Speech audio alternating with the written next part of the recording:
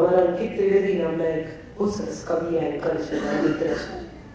એ હંમેશા એમ કે તમે મોબાઈલ અને પતિ આમાં શું સિમિલારિટી છે? તો કે તમે ધાર્યું હોય ને કે આજે કોઈનો ફોન નહીં આવે, બરાબર ત્યારે રિંગ વાગે. તમે એમ વિચાર્યું હોય કે મેસેજ આપવો જોઈએ, ત્યારે મેસેજ ના આવે. તમે ગમે તેટલા ફોન કરો એ ન ઉપાડે, અને તમે જ્યારે એમ વિચાર્યું હોય કે આજે તો હવે ફોન નહીં જ કરે, ત્યારે 3 ફોન કરે. અને સૌથી ઇમ્પોર્ટન્ટ, સૌથી મજાની વાત કે તમને એના બધા ઓપરેશન્સ બાબત આવડી જાય ને એટલે તરત કંપની નવું મોડેલ લોન્ચ કરે. મજા છે. દુનિયા તો બદલાતી જ રહેશે.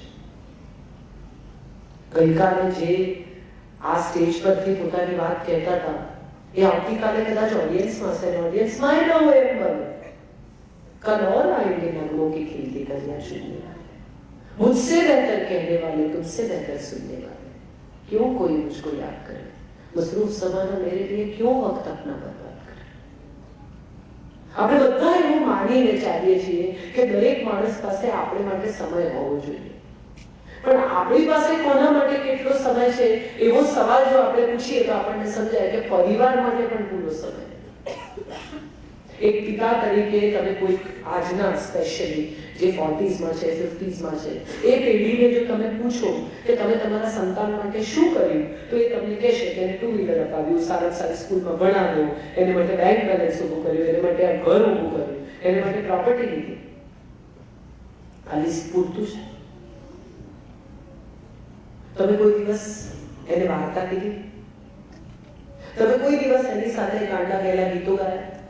તમે કોઈ દિવસ એને વરસાદમાં લઈને ફરવા ગયા અને એને હાથ લંબાવીને વરસાદની અનુભૂતિ કરાવી?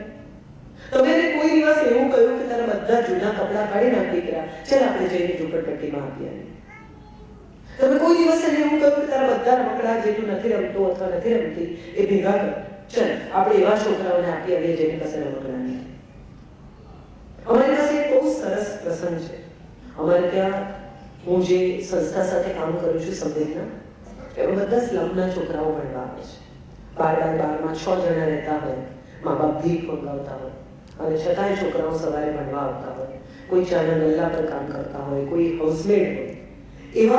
એવા છોકરાઓ અમારે ત્યાં ભણવા આવે. ક્રિસમસ આવી આ ડિસેમ્બરમાં, અને છોકરાઓએ કહ્યું કે અમારે સાન્ટા ક્લોઝ થવું છે. So we said, okay, we'll get you some dresses. એમણે કહ્યું ના, ડ્રેસ નહીં, અમારે ગિફ્ટ આપવી છે. અમારે વળી કોને ગિફ્ટ આપવી છે? તમે તો ગિફ્ટના રિસીવર છો. એમણે કહ્યું ના, જે છોકરાઓ પાસે ઘર પણ નથી, જે ફૂટપાથ પર સૂવે છે, જેમની પાસે ઉડવાના કપડાં નથી, જેમની પાસે પૂરું ખાવાનું નથી, એને અમારે ગિફ્ટ આપવી છે. તો મેં કીધું ક્યાંથી આપશો? પૈસા તો છે ને. એટલે એક બહુ જ જીનિયસ છોકરો છે અમારે ત્યાં, એ આવ્યો મયુર, અને એને કહ્યું કે અમે બધા ઘરોમાં જઈશું ને કહીશું તમારે ત્યાં જે કચરો હોય, ભંગાર હોય, પસ્તી હોય, દિવાળીને અમને આપી દો. તમે જે દિવાળીમાં ન કાઢ્યું હોય એવું જે કંઈ તમને એમ લાગે કે આ બધું નકામું છે, આ પસ્તી છે, આ નકામા વાસણ છે, આ નકામો ભંગાર છે, અમને આપી દો. એ વેચીને અમે પૈસા લાવશું. છોકરાઓએ ફરવા માંડ્યું, અને અદ્ભુત લોકો મળ્યા અમને કે જે લોકોએ જૂની વસ્તુઓ તો કાઢી જ આપી, પણ પૂછ્યું કે તમને શું જોઈએ?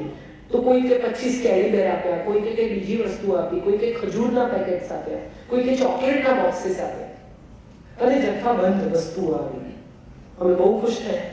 આ છોકરાઓ પેકિંગ કરવા બેઠા. સાહેબ મજાની વાત જુઓ કે આ ટેડી છે ને એ આ છોકરાઓ સ્પર્શી પણ ન શકે એવા ટેડી, પણ આમાંના એક પણ બાળકે એમાં જીવ નાખ્યો નથી. એકવાર આમ ટેડી રમાડી જોયું હોય, એકવાર આમ જોયું હોય, ના, ફટાફટ પેકિંગ કરે. કેમ? તો કે આપણા ક્યાં છે, કોઈને આપી દેવાના છે. અને એ પછી અમે બધું બુટલારીમાં ભર્યું, અને આખી રાત અમે સુતેલા બાળકોની બાજુમાં આ રમકડા મૂક્યા. ત્યારે મને સમજાયું કે ખરેખર ત્યાગીને ભોગવવું શું છે તો આપણાથી વધારે એમને ખબર છે.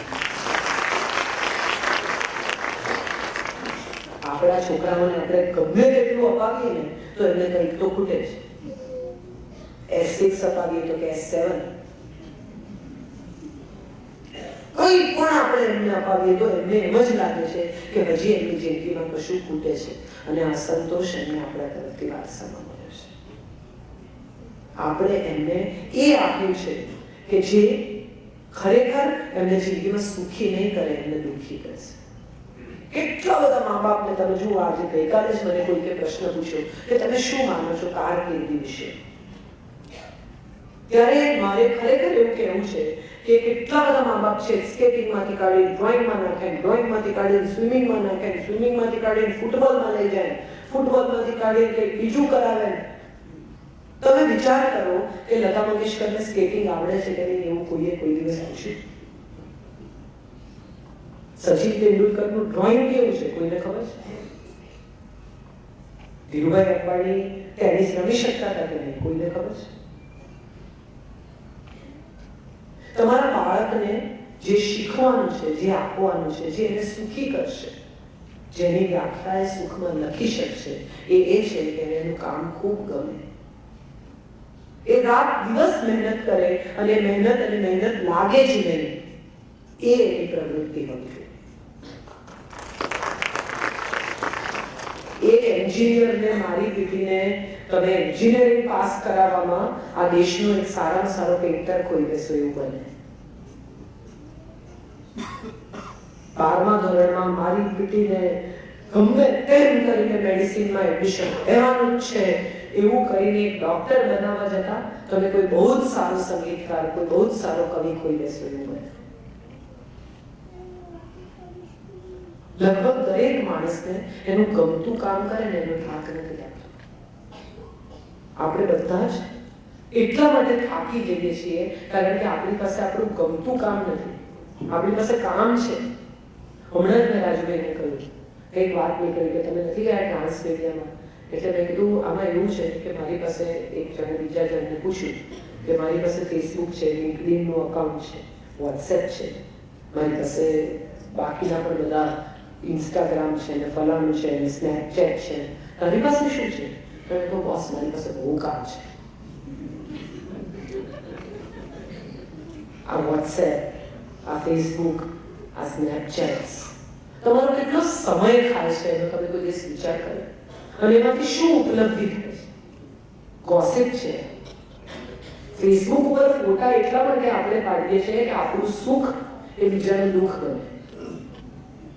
તમે પરદેશ ગયા એટલે આમ કરીને ફોટા પાડીને તરત મૂકવાના. કેમ? તો કે કોણે જોયા, તરત જોવાનું કેટલી લાઈક્સ, કોને ના ગમ્યું, એમાં મજા છે. મારા મધર ગુજરી ગયા, બહુ ઇન્ટરેસ્ટિંગ પ્રસંગ. હું અમેરિકા હતી અને અમારા ઘરમાં અત્યંત પ્રયત્ન કરવા છતાં પણ મારી મા સાથે 24 કલાક રહી શકે એવા બહેન અમને મળ્યા નહીં.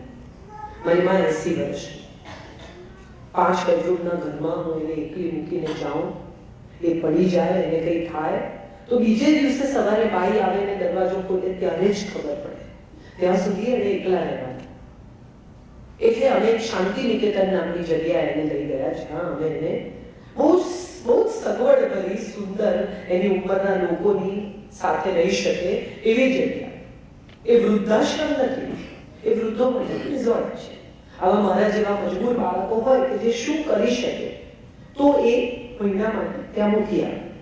હું 1 મહિના માટે એને ત્યાં મૂકી આવી, અમેરિકા ગઈ. જે દિવસે આવી એ દિવસે એને મળવા ગઈ. મેં કીધું ઘરે આવું છે? તો કે ના, મને અહીંયા ગમે છે, નથી કે મહિનાના પૈસા ભરે છે, પૈસા બાકી છે, પૂરા થશે એટલે હું આવીશ. અનફોર્ચ્યુનેટલી 3જે દિવસે એને હાર્ટ એટેક આવ્યો ને ઊંઘમાં જ એમનું નિધન થયું. એટલે એ સંદેશના બહેને, અચ્છા, બહુ બધા લોકોએ મને ફોન કર્યા કે અમારે સ્મશાન યાત્રામાં આવવું છે, ક્યાં છે, શું કરે છે. મજાની વાત એ છે દોસ્તો કે આપણે જેની સ્મશાન યાત્રામાં જઈએ છીએ અથવા આપણે એને જેના બેસણામાં જઈએ છીએ ને, એ ગુજરી ગયાની પીડા ઓછી છે, જે રહી ગયા છે ને એને સારું લગાડવાની પ્રવૃત્તિ વધારે છે. જે સામે બેઠા છે ને એને આપણને નોંધ્યા બહુ થઈ ગયું. હું એવા પણ લોકોને ઓળખું છું જે સવારે બેસણામ જાય, સાંજે રિસેપ્શનમાં જાય. જવું પડે. તો એ વૃદ્ધાશ્રમમાંથી જ અમે નક્કી કર્યું કે હવે ડેડ બોડીને ઘરે લઈ જવું, ઘરેથી પાછા સ્મશાન લઈ જવું. આ બધું કરવાનો કોઈ અર્થ નથી. હું એક જ સંતાન છું, મારે કોઈ ભાઈ બહેન આવવાના નથી. તો આપણે અહીંથી જ એમની સ્મશાન યાત્રા કાઢીએ. ત્યાં 113 વૃદ્ધો રહે છે. એમની સામેથી હોબા કરીને, ટોળું ભેગું કરીને એક શબ લઈ જવું એ કેટલી ઇનસેન્સિટિવ બાબત છે. આ એમનું ભવિષ્ય છે એવો વિચાર એમને આવે, એમને આખી રાત ઊંઘ ન આવે, એમને તકલીફ થાય, એટલે મેં ક્વાયટલી મારી માનું શબ બહાર કાઢી દીધું અને મેં પાછલા રસ્તેથી એને સ્મશાન કર્યું. સંદેશના એક બહેને લખ્યું કે કાજલ ઓઝા વહી રામ બધી મોટી મોટી વાતો કરે છે, પણ એમના માએ છેલ્લા શ્વાસ વૃદ્ધાશ્રમમાં લીધા અને એમણે કોઈને જણાવ્યું નહીં કે એમની સ્મશાન યાત્રા ક્યાંથી છે. ક્યાંથી જણાવે? કારણ કે એમણે મોઢું સંતાડવા જેવી પ્રવૃત્તિ કરી હતી. આ મને કોઈકે સ્નેપશોટ મારા ફેસબુક, મારા ફોન પર મોકલ્યો, એટલે મેં એ આખો સ્નેપશોટ જ મારા ફેસબુક પેજ પર અપલોડ કર્યો, જ્યાં 1.25 લાખ લોકો છે.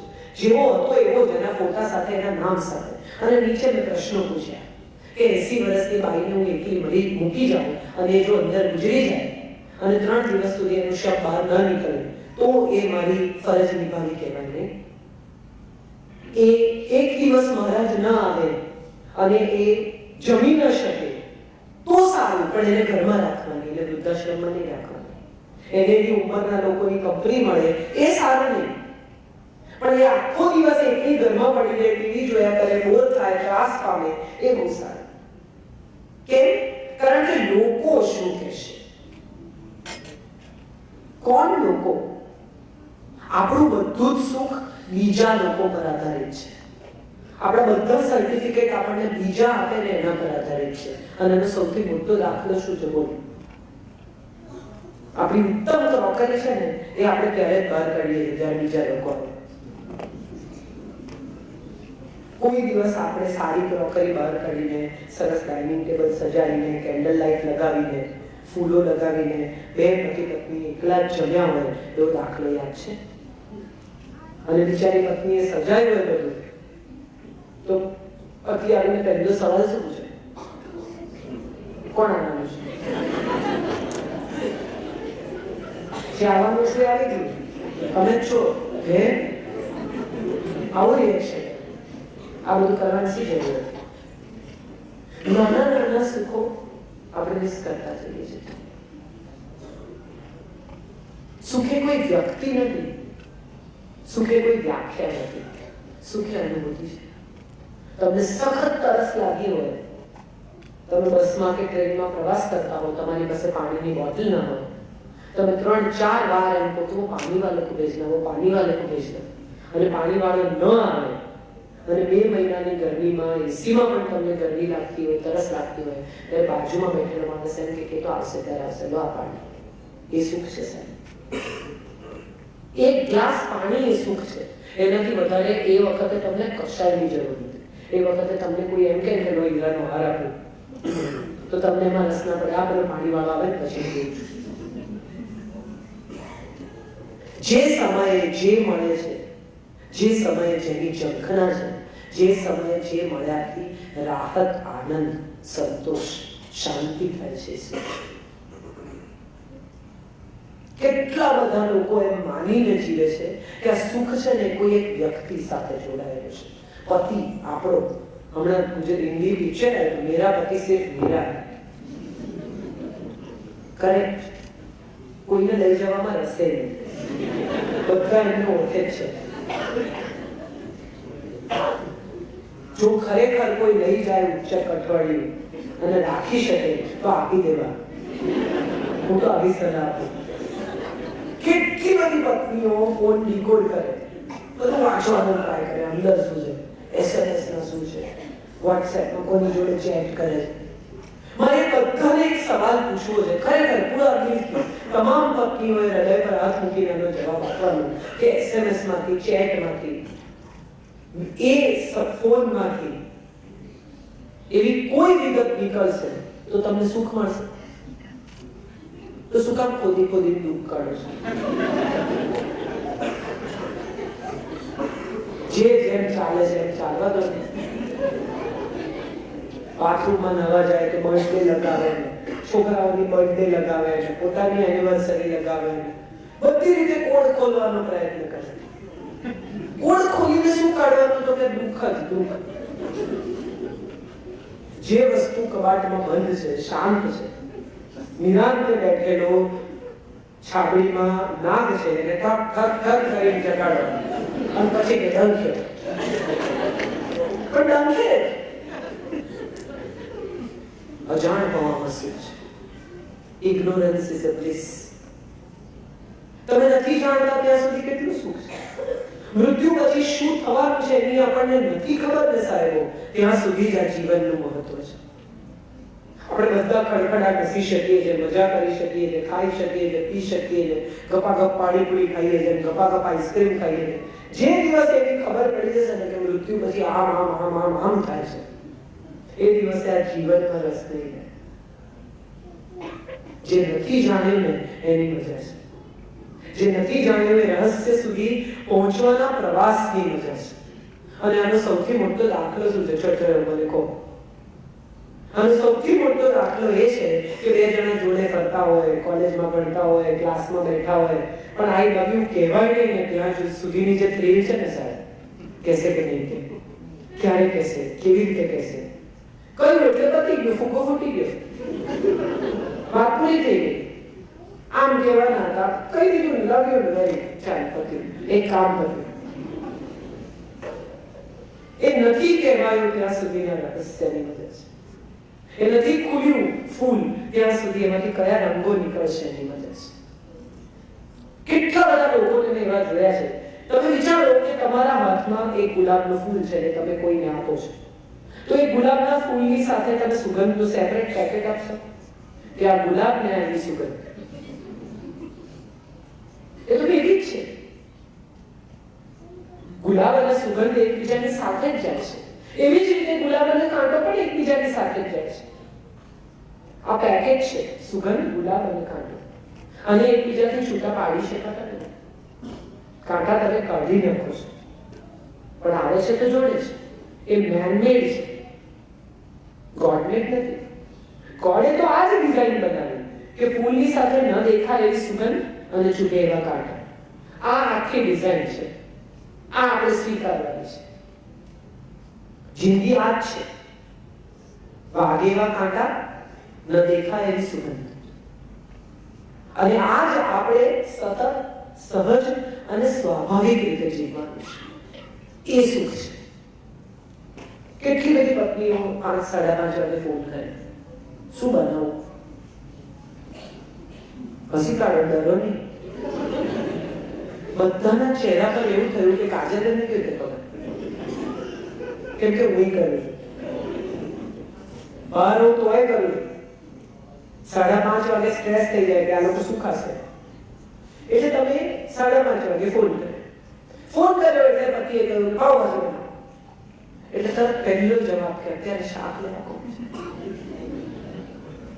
પછી કહ્યું કે તો છોલે પડી એ ચણા તો પલાળવા પડે, તો હાંડવો વઘાર એ તો આપવું પડે,